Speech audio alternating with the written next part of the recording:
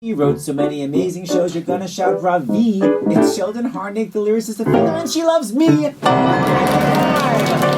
an amazing lyricist also. Anybody? No, wait. Hi, Sheldon. Hi, Seth. You have the nerve to have two shows on Broadway in the same season. How do you feel? Well, in April, I'll be celebrating my 92nd birthday, and to have two shows on Broadway at the same time is just a blessing. I can't get over it. It's amazing. Okay, yeah, by the way, he looks amazing for you people on the radio that can't see. He basically doesn't look a day over 91. No, but he really does. He looks amazing. Okay, so let me go back for a second. What I remember about you is that you were, I want to say, was you a violinist? I was a violinist, that's right. And Jewish. Okay, it's very minor. Okay, but then you moved here. I feel you ixnayed the whole violin thing, and you moved here to do musical theater. Now, what inspired you to do musical theater? I'm from Chicago, and while I was in high school, I was in the high school orchestra, and a friend of mine who was a year ahead of me went to Northwestern after he graduated.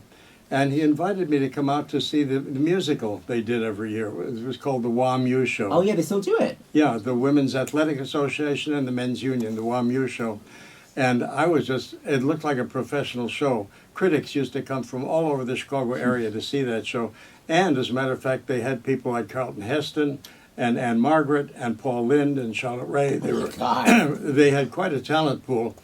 So that was one of the reasons I went to Northwestern. The other one was that it had the violin teacher I wanted to study with. But the first year I was there, I contributed a song to the WAMU Show, and it was sung by Charlotte Ray. That's where we met. And we became very good friends. Then as I went through school, I got more and more interested in musical theater and less interested in trying to make a living as a violinist. And then when I was in my junior year, Charlotte had gone to New York on the Christmas holiday. And when she came back, she sought me out, and she had an LP in her hands. And she said, "Sheldon, you of all people have to listen to this."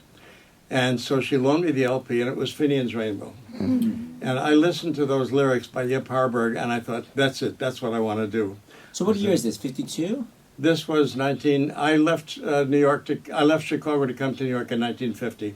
So she had come to New York around 1948, 49. It's just so crazy to say you were so inspired by musical theater when musical theater had really only been around for a couple of years. Like musical theater as we know it. I mean, everyone always says Oklahoma was really the first big show. I mean, there were ones before, but still, 1945. It's basically like you saying you were interested in hip hop. You know what I mean? Like it was so new what you were interested in. Did it seem cutting edge to you? Did it seem like this whole new genre? Yeah, it was new. And when I came to New York, I saw as much theater as I could, and especially in the summertime, because in the music tents, you could catch up with the older musicals. So I saw things like Gentlemen Prefer Blonde. No, that was still running. My brother was in it. Of the I Sing. Yes, shows like that. The music tents were where? Like in Connecticut, like in the summer stock circuit, you mean? Yeah, and it was a real catching up time period for me. And but nobody wrote lyrics, as far as I was concerned, nobody wrote lyrics like Yip Harburg. And as a matter of fact, Charlotte Ray was working at the Village Vanguard, and she called me and she said through a friend, they had invited Yip Harburg. For those who don't know Yip, he did, among other things, The Wizard of Oz. Those were his lyrics. So Charlotte called me and she said that Yip was coming down to the Village Vanguard, and if I wanted to meet him, that was the time to come down. Oh my God. So I went down there and I kept saying, did you know Cole Porter? Did you know Larry Hart? I was asking all these questions, and he couldn't have been nicer. And I said, can I audition for you? And he said, sure. Audition to do what? To be a lyricist? I wanted him to hear my work to see if he could help me in any way. I see. And so he said, sure. And I couldn't accompany myself on the violin, so I got a pianist. And I went to Yip's apartment, and we played. And most of what I played him was college material, which was... Before that, okay. Yeah, I can't say that the college material was really first-rate stuff. But Yip saw something in it, and he was very encouraging. He gave me some advice, and he did something. The older I get, the more I realize how generous this was. About 3 days after I had played for him, sang for him, I get a piece in the mail. I get a greeting card from him. And on the cover of the greeting card, there's a picture of a woman playing the harp with her bare feet. But the message inside was, "Dear Sheldon, things will go well for you if you keep whanging that lyre," signed Yip. And I thought, what a generous thing to do. It was the most encouraging thing that happened. I love that. There's a liar. Who's even used that word in the last 50 years? It's such an old school word. Okay, so hold on a second. So were you making any money on the side in New York? Or were you literally just like, I'm going to make money as a lyricist, good luck? I managed to place songs in some. Those were the days before television had wiped out the review form. There were still reviews off Broadway and on Broadway, and so I made a little money. The most money I made was from a review that was on Broadway called New Faces of 1952. With Charlotte Rae, right? Well, it was supposed to feature Charlotte Rae, and at the backers auditions, Charlotte did the auditions, but at one of the auditions, the director-writer, Abe Burrows, saw her, and he stole her from the show. And he put her in a musical called Three Wishes for Jamie. So suddenly, and I had written a song for Charlotte, and that was the song they were going to use in New Faces, so she took the song with her. And I had nothing. But I had started to write a song. I had gone to Boston, and I started to write this song, The Boston Beguine. And I played a little of it for the producer of New Faces, a man named Leonard Silman, and he said, it sounds good, finish it. And I said, but who's going to replace Charlotte? He said, we've got a wonderful performer, a wonderful young comedian. I don't know if any of you have heard of her. Her name was Alice Ghostly. Oh my God, yes, brava. And she was just terrific. So I finished the song, and it's one of my fondest memories. Opening night, I was sitting in the balcony. I couldn't afford to sit on the orchestra, but I was sitting in the balcony watching the opening night of New Faces, and Alice came out. I remember Leonard Silman had gowned her in a very elegant gown, and Alice said, not with the song I'm singing, that will never work. So she borrowed, and Paul Lynde was in the show, she borrowed a raggedy sweater of Paul's. She had an old moth-eaten skirt, and that was her costume, the sweater and skirt, and she came out and sang The Boston Beguine and stopped the show with it. And that was the beginning. With your song. That was the beginning of my career. Now, you did tell me one thing that I loved. You said that when you came to New York, you wanted to check out other singer-songwriters, and you went to a workshop, and you were traumatized by it because you couldn't believe how talented the guy was. Do you remember that story? Yes. So funny. Tell everybody. Yeah, my brother, as I say, was a performer, and when I came to New York, he was in Gentlemen Prefer Blondes. Not long after I'd been in New York, he called me, and he said, would you like to see a Becker's audition? And I said, yeah, I've never seen one. So I went to a Becker's audition. It was a show called Saturday Night. And when I heard the lyrics and the music, I thought, if this is the way unknown writers write in New York, I might as well go back to Chicago. This score is absolutely brilliant. So after the audition was over, my brother said, would you like to meet the composer? I said, no. And, but he took me by the hand and he brought me over to him and he said, I'd like you to meet Stephen Sondheim. So I met Steve, we became friends, but I went home so depressed thinking, is there a place for me in New York? So I bought a newspaper and I looked at the ABC ads. I was looking for some show that sounded like it would be terrible. I had to see a terrible musical to know there was a place for me. And in the ABC ads, sure enough, I saw a show called Ankles Away. And I thought, that has to be awful. And so I went to see it, and yay, it was dreadful. So I thought, there is a place for me in New York. I can write things as dreadful as that.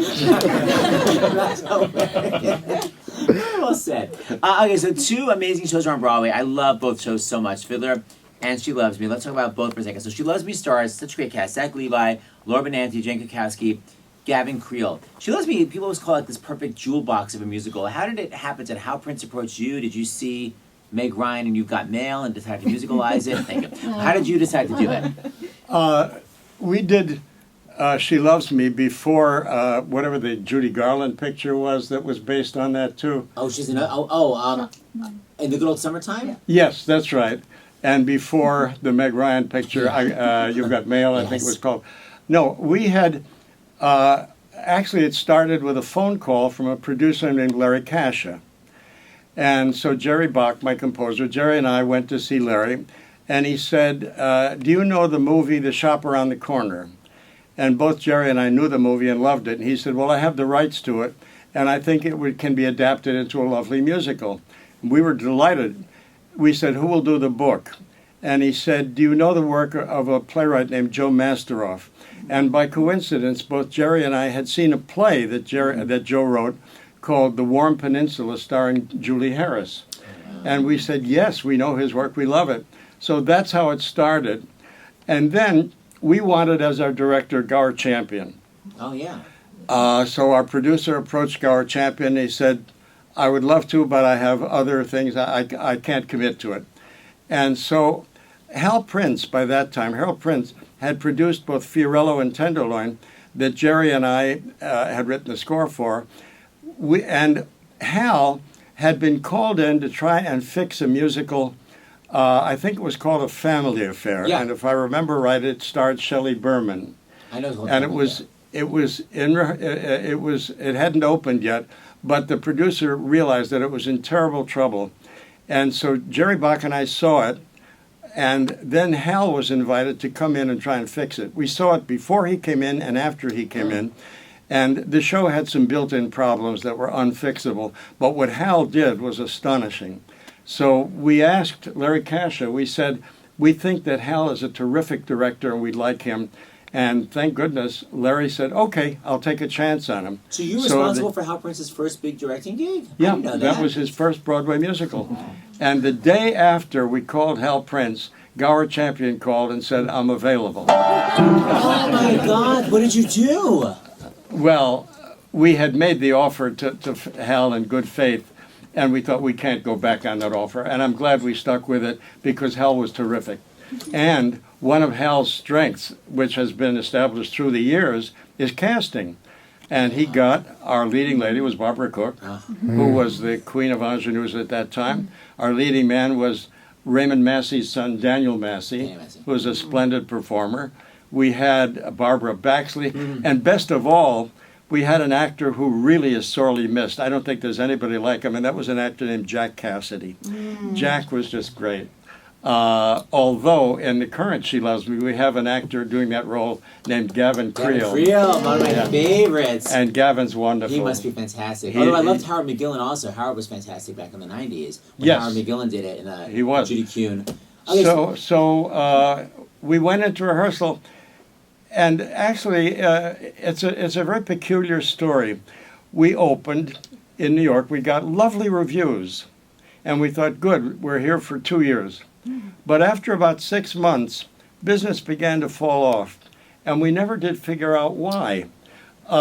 In retrospect, I know that in those days, those were the days of the big musicals. The year that She Loves Me opened, Hello Dolly opened, and Oliver opened, and there were a couple of other big musicals. And ours seemed small by comparison. The review in Time magazine was headlined The Quiet One. So anyway, business began to fall off, and it kept falling off, and we closed after about 8.5 months. I think the show lost its entire investment, and we were heartsick. When the Grammys came along, I thought, I don't want to be disappointed again, so I didn't go. I was disappointed even more so because the show won the Grammy. But what happened after that was remarkable. There were no productions for about a year, and Joe Masteroff and Jerry Bock and I, as I say, were heartsick. And then there was a production, I think it was at Bucks County, and the cast wrote the three of us a letter and said, well, we don't know why this doesn't work on Broadway. Our audiences love it. Then more months went by, and there was another isolated production, and we got another letter from the company. And through the years, there'd be the occasional production, and we kept getting these letters, which was very reassuring. It's a perfect show. But it was not a show that was done regularly. There were just these occasional productions. And then, I can't remember what year it was, the Roundabout Theater did a production directed by Scott Ellis, who's directing the current production. Oh, wow. And that production got love letters from the critics. And the next year, we had 60 productions. Wow, so that's what it took 30 years. It was that production that established the show. And now, all these years later, Scott is doing it again. He did one thing that made my blood run cold, I must say. He said, you know, to do this show again, I love this show, but I've got to make it new for myself. So I'm not going to use Don Walker's orchestrations. I thought, but those orchestrations are brilliant. He said, I know they are, but I got to do something new. So I've hired Larry Hochman. He's going to do all new orchestrations. Well, I know Larry, and I know his work, and it's terrific. Well, at the orchestra read-through, I heard the orchestrations, and I thought, oh boy, we're in luck. They're wonderful. Oh, that's so nice. I can't wait to hear the album. Yes, so we have all new orchestrations. We have this terrific cast with Laura Benanti and Jane Krakowski and Gavin Creel and Zachary Levi. I didn't know Zachary. They all three of them, Zachary and Laura and Jane Krakowski, they all have big television followings. Yeah. So that at our first preview, I was kind of astonished. As each one made his or her entrance, they got practically bravos, an ovation. I thought, oh, that's nice. Oh yeah, they're a hot cast. Yeah. And when you listen? And you, by the way, have some terrific cast in Disaster too. Oh, stop talking about my show Disaster. The website is disastermusical.com. Thank you, Sheldon. Well, let me ask you, when you listen to that show, because I certainly do in Disaster, I go, oh my God, I love that line. Do you, what's your favorite part when you listen to that's an amazing lyric? What do you think what are you really proud of? Lyric-wise. I love everything in that show, I have to say. And I just did something that wound up on, I think, on YouTube and on Twitter. I didn't expect it. I was watching the rehearsals. And one thing that our director did, there's a number in the second, there's a number where our hero loses his job. And the clerks in the shop where he works sing to him, Goodbye, George. Yeah. And it's counterpoint against the shoppers in the shop who are still asking for merchandise.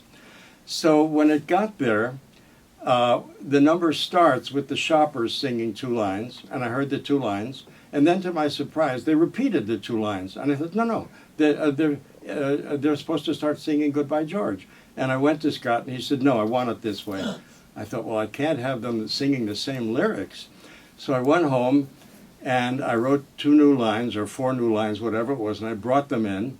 And the next thing I know, I'm looking online and I see this remarkable thing happened. After 51 years, Sheldon Harnick has written new lyrics for Sheldon. I needed new lyrics. What's so remarkable? The awful thing is that I wrote the second chorus, and then I found out that they repeated 3 times. Oh, God. And I thought, oh, my God, I have to do 4 more lines. The difficulty is that I had used just about every piece of beauty equipment that I knew of in former lyrics. I went to my wife's desk or her table, and I looked at the hair curler and the beauty products, and I thought, what can I use that I haven't used before? And I couldn't find anything.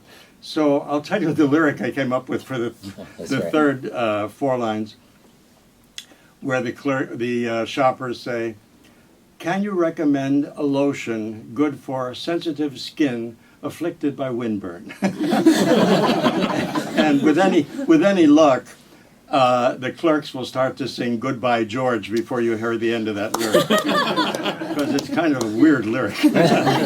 But I had to do it because I couldn't find any more equipment. Thanks for the Spanx. Well, I guess they didn't have Spanx back then. Okay, now what about Fiddler? I know that Hal Prince was involved with that. So talk about one of my favorite stories. There's so many books now about Fiddler. There's Miracle of Miracles, and there's a second one that just came out. I'll tell you how that show originated. Early in the 60s, around 1962 or so, some friend of mine, and I cannot remember who the friend was, sent me this big fat book called Wandering Star. And it was a story about a Yiddish theatrical troupe touring Eastern Europe. It was by Sholem Aleichem. It's a wonderful book. It's very Dickensian. And I loved it, so I sent it to Jerry Bock, and I said, I think this is our next musical. And Jerry loved it, and we thought, who should we send it to do the libretto? And we thought, Joe Stein. We had worked with him on The Body Beautiful. It was, although the show was not successful, working with Joe was a lovely experience, and we thought he's the one to do the libretto. So we sent him the book, and to our surprise, he read it very quickly and said, no, He said, the thing that makes this a great novel is that there are like 40 or 50 characters, and they're all fleshed out, and they're wonderful, but we can't have 40 or 50 characters in a musical. So, but he said, look, we love the writing, so let's see what else we can find by this writer, Sholem Aleichem.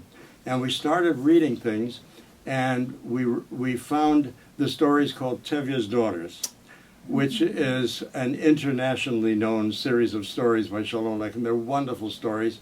We found that we could not get the rights to them because they were owned by a man named Arnold Pearl, who had adapted a three-act play with, in the stories, the protagonist, Tevye, who's a dairyman, has 7 daughters.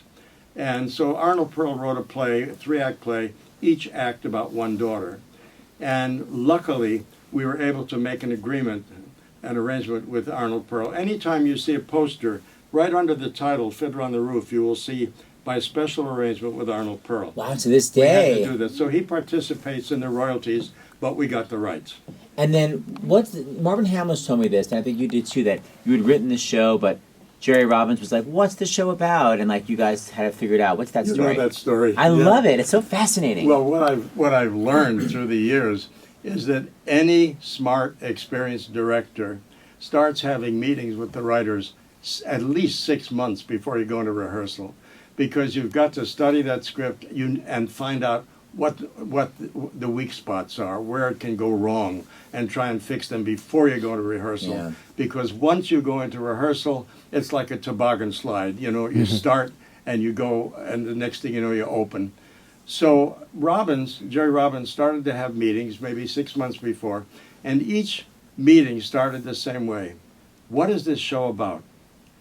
And one of us, Joe Stein or Jerry Bock or I, would say, well, it's about this dairyman, and he has in our show 5 daughters, not 7 daughters.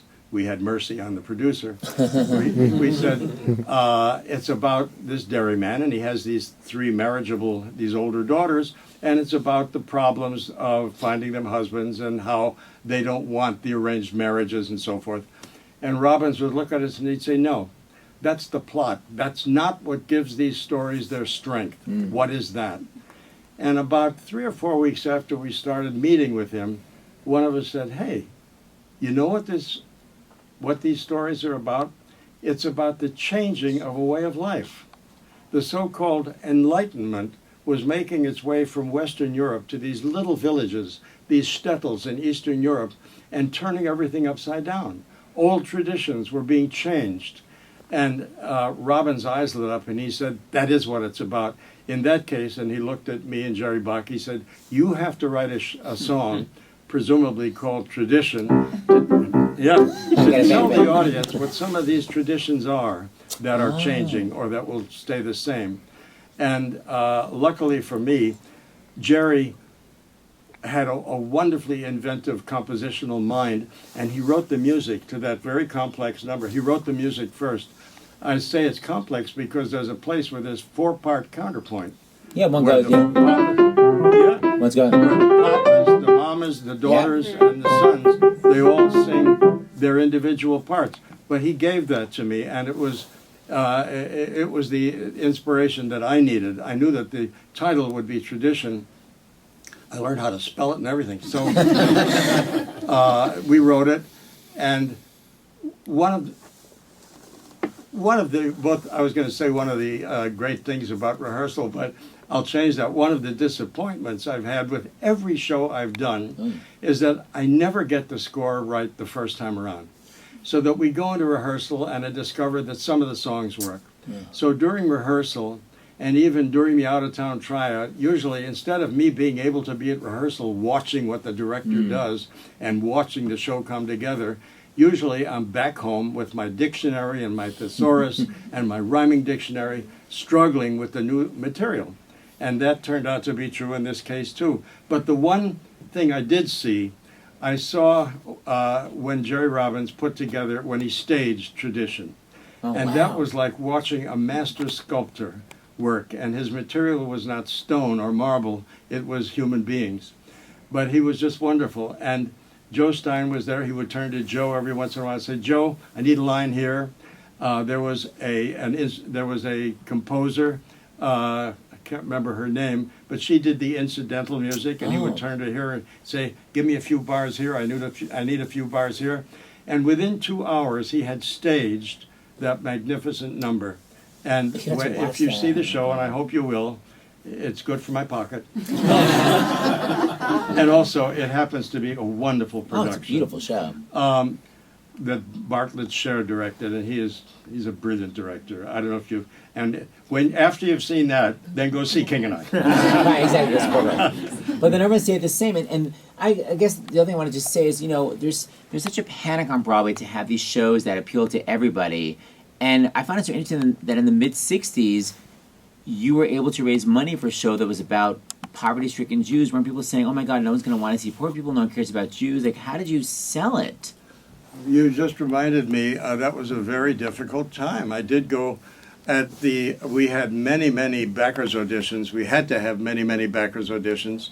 Hal Prince would tell the story, but it was an abbreviated version of the story, and then Jerry Bock and I would do the songs from the score. And a lot of the theater party organizations were run by Jewish women. And when we said at the end of the first act there's a pogrom, and at the end of the second act there's an exile where they're forced out of the town, these women would come to us and said, "Oh my, that sounds like such a dark story for a musical." And Hal Prince would say, "Yes, but we have Zero Mostel, so there's going to be a lot of laughter." Right, exactly. And he had to work very hard, but it took a while to raise the money. He would be the one to tell you how difficult that was, but I know that there were many backers auditions. And what I was reading about Zero was constantly changing things. Was that after the show opened, or was he always was he really the sort of almost improv person that would be changing things? Zero was brilliant. There was no question about it. And no matter what he did, our audiences adored him. Mm-hmm. But the rest of us became, well, I'll use the words I was going to say, sick and tired of the fact that he improvised on stage. He never improvised words, but he did improvise business.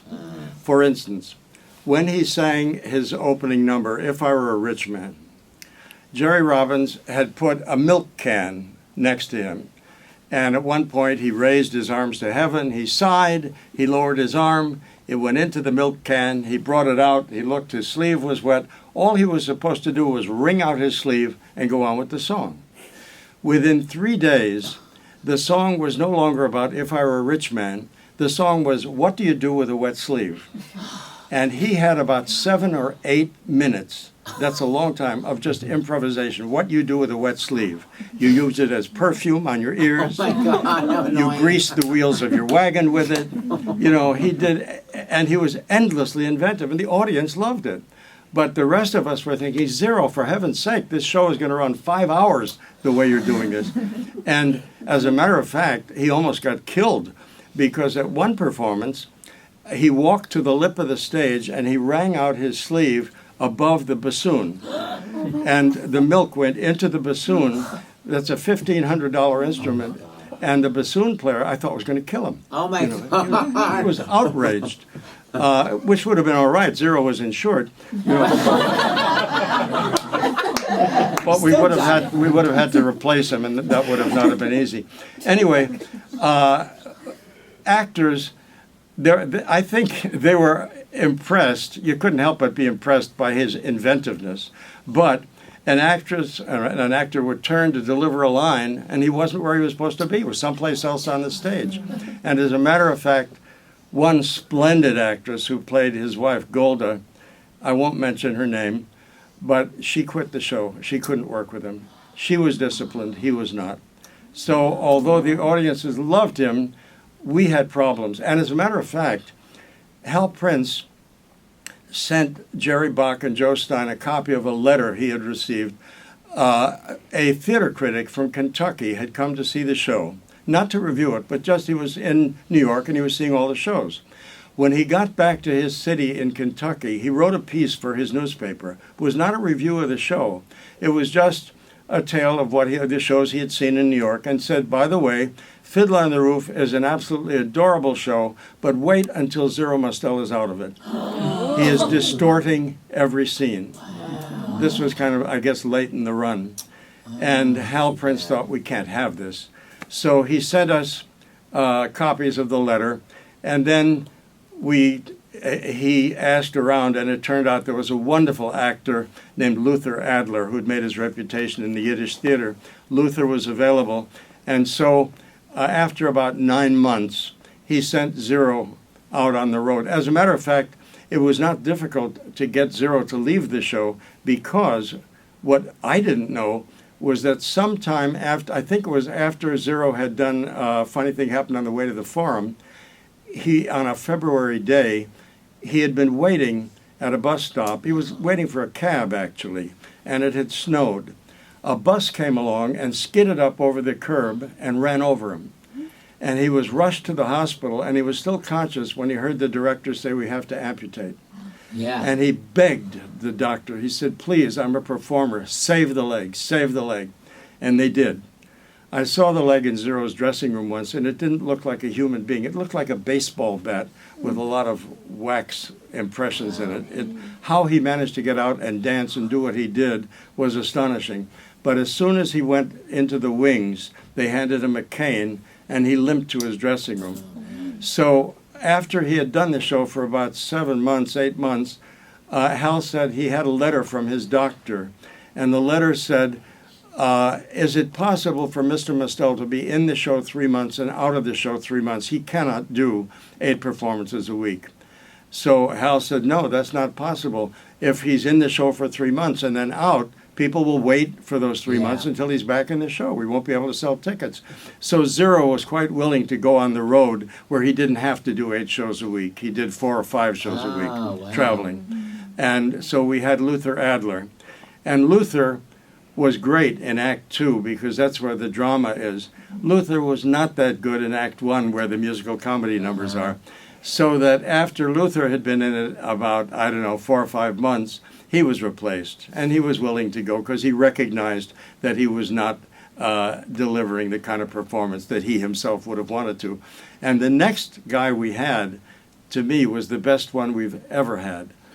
And that's Herschel Bernardi. Oh, yeah. And we've had a lot of wonderful people, including our current Tevye, Danny Burstein, who's wonderful. And I don't think Danny would be angry if I mentioned that Herschel was kind of special. And as a matter of fact, his son, Michael, is in the current production. Really? Yeah, he's playing the innkeeper. When he auditioned, we found out that he had just done Tevye out in the country somewhere. He had played a production of Fiddler on the Roof. The show that keeps And as a on matter giving. of fact, what's very touching is that he has a pair of his father's boots, and he wears them on stage. And I just found that lovely. I love it. Sheldon Harnick, you are Broadway history. So in conclusion, you have to go see Disaster. No, She Loves Me. Fiddler on the Roof. Thank you, Sheldon Harnick.